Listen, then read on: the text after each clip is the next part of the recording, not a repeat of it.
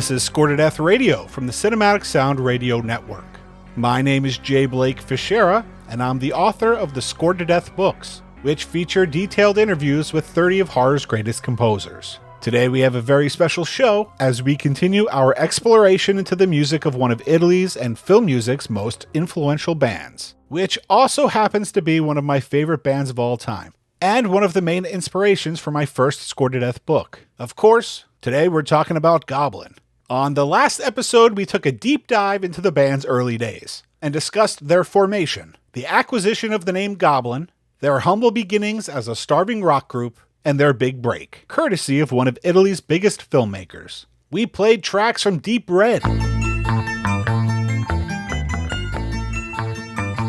Suspiria, and more, as I did my best to provide insight into the making of some of the band's most iconic scores. This is part 2 of a multi-part series that is exploring various aspects of Goblin's nearly 50-year career. And on this episode, we will continue our journey through their catalog of film and television scores, as I once again try to unravel the band's complicated history and give you a bit of an inside look into the making of their soundtracks during the years 1978 and 1979. As with the last episode, all the information I will be discussing today is taken from my own interviews with band members Claudio Simonetti and Maurizio Guarini from my first Score to Death book, as well as from the knowledge I've gained over the last few decades from reading various liner notes and interviews, and most notably from Fabio Capuzzo's amazing book, Goblin, 7 Notes in Red, which is a must-read for all Goblin fans. So now that that's out of the way, let's get started. It's 1978. And coming off such big successes as their scores for Deep Red and Suspiria, it proves to be an exceptionally busy year for the band. They release a non-soundtrack concept album titled Il Fantastico Viaggio del Bagarozzo Mark. They begin their adventures in writing new scores for the European cuts of non-Italian films, record a TV show theme, do a lot of session work, both as a band and individually, and sadly, the classic Suspiria lineup of the band consisting of keyboardist Claudio Simonetti, guitarist Massimo Morante, bassist Fabio Pignatelli, and drummer Agostino Marangolo do their last recordings together, until their brief reunion in 2000 for Dario Argento's Non Ho Sono, also known as Sleepless. 1978 also sees the release of George A. Romero's Dawn of the Dead, the much-anticipated sequel to his undead masterpiece, Night of the Living Dead. How Dawn of the Dead gets made is in large part due to Dario Argento, who helps to secure a substantial amount of its financing, with the caveat that he retains the international distribution rights, and the ability to recut the film for the international market. The Italian filmmaker shaves some time off the film, and puts together a much more action-oriented version of the shopping mall set zombie extravaganza, and even streamlines the title, calling it simply Zombie, with an I, not an IE. He also decides to replace Romero's soundtrack of music library cues, and calls on Goblin to create a new score for his cut. Some of Goblin's cues eventually do make it into a US theatrical release of Romero's version of Dawn of the Dead, and for a generation of US horror fans, this is how they were introduced to the band. Goblin's main and most popular cues for the film are extraordinary. La Alba dei Morti Viventi is bleak and mesmerizing, and the title track Zombie is a frenetic masterpiece that settles into a solid Caribbean-inspired groove. Now, let's take a listen to a few cues from Goblin's score for Zombie, otherwise known as Dawn of the Dead.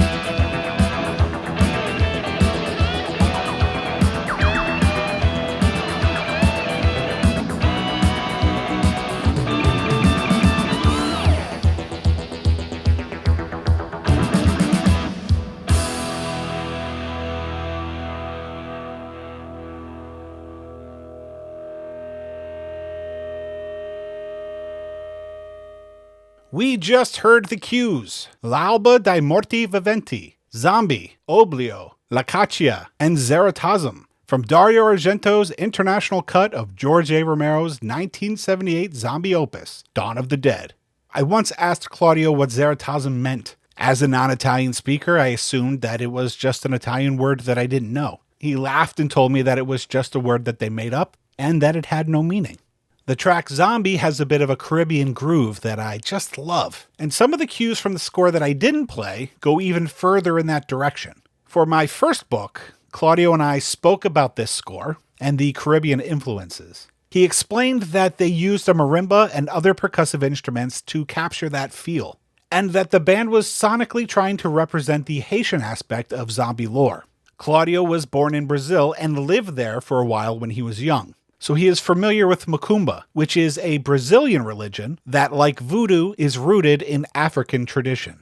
When we spoke about the process of actually recording the score for Dawn of the Dead, Claudio replied, "It is completely different than our previous scores, because here we played more rock, more heavy metal. It is, quote, zombie music. I love that score. We had a lot of fun recording it. Can you imagine being in the studio watching the film and having to write music for all those zombies? We had a lot of laughs recording that music."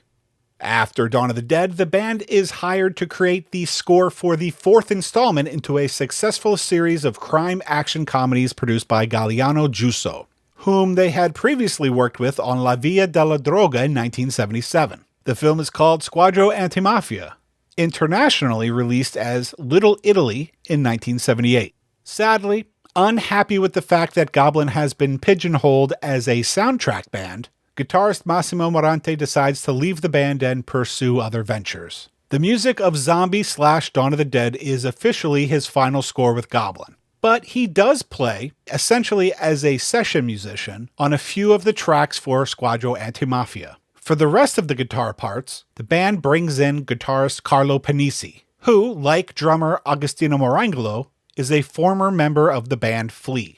As far as I know, these few sessions Morante plays on might be the last time the classic four-piece lineup of Goblin records together until Dario Argento's 2001 film Non Ho Sono, or Sleepless. The band is then asked to record a theme song for a television series called Sette Storie per non dormir. From what I can tell, this series is actually just a weekly program that airs American horror and thriller TV movies, like Dan Curtis's Trilogy of Terror, scored by Bob Cobert, who I was lucky enough to interview for my second Score to Death book. By this point, Simonetti is getting into his dance music phase, which he actually finds a lot of success with in the late 70s and early 80s.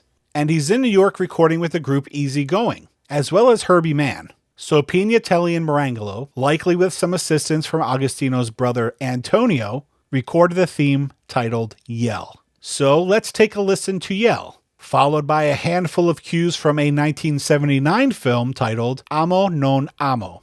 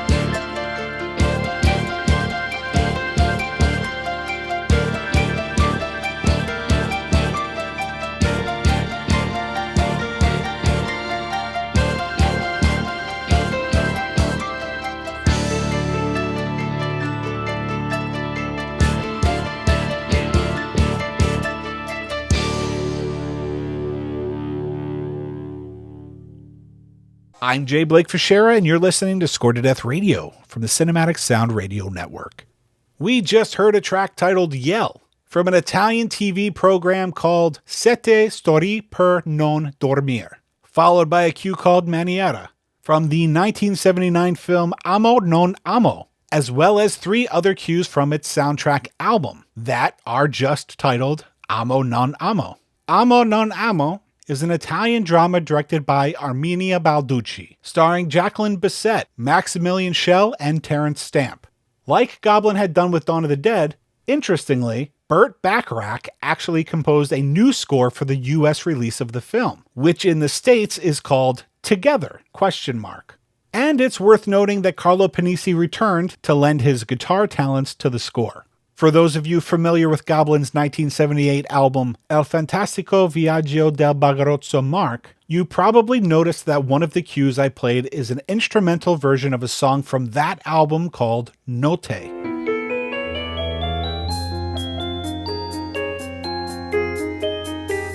It's a song that I've always felt gives off some major Enter Sandman vibes.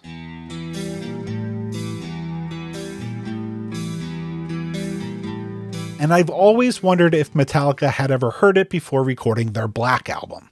Now, unfortunately, the score for the previously mentioned crime action comedy Squadro Antimafia has never been released.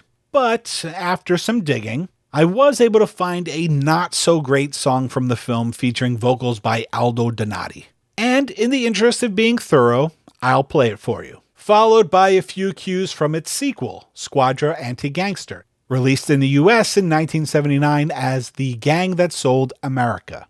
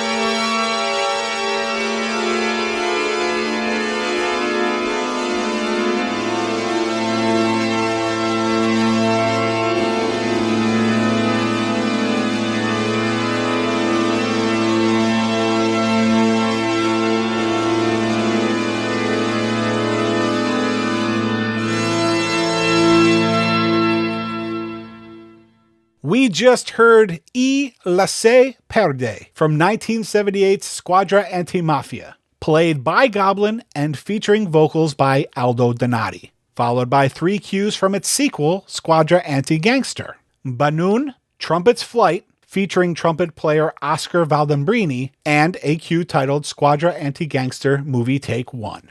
Clearly, the scores for these films are a bit of a departure from what Goblin fans have come to expect in terms of style and feel.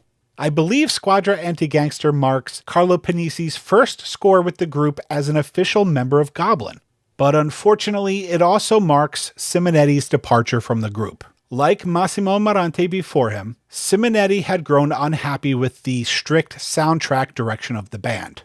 And Pignatelli and Marangolo were not as interested in pursuing dance music as much as he was, so they parted ways. The band's next 2 projects find them once again replacing scores for Italian releases of non-Italian films. For the first, they replaced composer, and not the Queen guitarist, Brian May's score for the Australian horror film Patrick. To handle keyboard duties, they turned to their former bandmate Maurizio Guarini, who decides to help out as a favor, uncredited. The second project is replacing Donald Rubinstein's score for George A. Romero's Martin, which, though it was released in the US in 1977, doesn't get released internationally until after the success of Dawn of the Dead. Now, what is kind of interesting about this one is that the band doesn't want to do it, and actually declines. But the head of their record label, Carlo Bixio, makes a deal with the Italian distributors, allowing the use of previously recorded Goblin tracks. So, the score for the re-edited Italian version of Martin, titled Vampire, is actually primarily made up of music from Goblin's 2 non-soundtrack albums, Roller and Il Fantastico Viaggio del Bagarozzo Mark, with a few exceptions. There are 2 cues composed by Aldo Salvi, under the pseudonym Joda Press, and Goblin records a single track called Vampire Finale, allegedly in 1 take for the film's final scene. The lineup of the group for this track is unknown, but in his book, Goblin, 7 Notes in Red, Fabio Capuzzo speculates that it is Simonetti, Pignatelli, Marangolo, and Panisi, which means Simonetti may have returned just for this 1 cue. And on a side note, if you're interested in reading about the creation of Donald Rubinstein's original Martin score, he and I have a fairly detailed discussion about it in the second Score to Death book. But for now, let's take a listen to a few tracks from Goblin's score for Patrick, as well as their 1 cue from Vampire.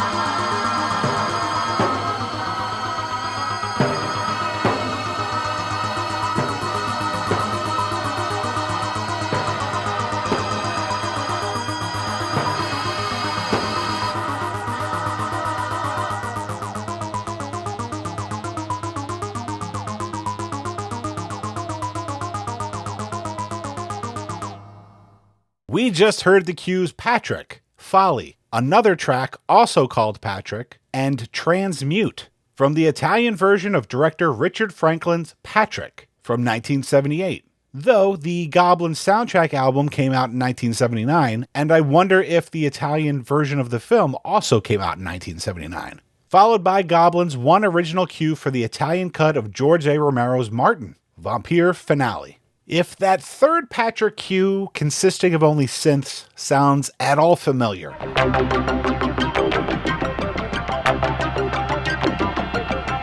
it's because it inspired a very memorable cue from Fabio Frizzi's score for Lucio Fulci's Zombie, which Pignatelli, Marangolo, and Maurizio Guarini all played on as session musicians. We won't be diving into their session work in this episode, but we might explore that aspect of the band's career in a future installment of this Goblin series, if that is something that you guys and ladies are interested in. Let me know. The reappearance of Guarini on the Patrick score begins a short but important chapter of the band's history and catalog. As a fan, I've always thought of Goblin's scores for Patrick, Boyo Omega, otherwise known as Beyond the Darkness, and Contamination as a sort of musical trilogy, because they share a similar vibe and overall sound. Though Guarini decided to remain strictly a hired gun in the studio during this period, his contributions to those scores are undoubtedly important and very recognizable. Over the last 20 years, it's been nice to see appreciation for this period of the band's output grow among horror and film music fans. The most recent incarnation of Goblin even played the main theme to Boyo Omega on their last tour, and Pignatelli and Marangolo's contemporary side project, Goblin Rebirth, has a live album out called Alive that contains a fantastic version of it as well. I strongly recommend that you check it out. Boyo Omega is a horror film also known as Beyond the Darkness, directed by Italian filmmaker Aristide Massachesi, whose professional alias was Joe D'Amato. D'Amato directed almost 200 films consisting of just about every genre and subgenre you can think of, up until his death in 1999. Other than Boyo Omega, some notable titles include Erotic Nights of the Living Dead, Orgasmo Nero, Absurd, and Endgame. Composed and performed by Pignatelli, Marangolo, Guarini, and Panisi, Goblin's score for the film is probably their most popular and arguably their best from this period, and like their work for Patrick, is steeped heavily in late 70s synth sounds. So let's close out this episode with a few tracks from 1979's Boyo Omega, also known as Beyond the Darkness.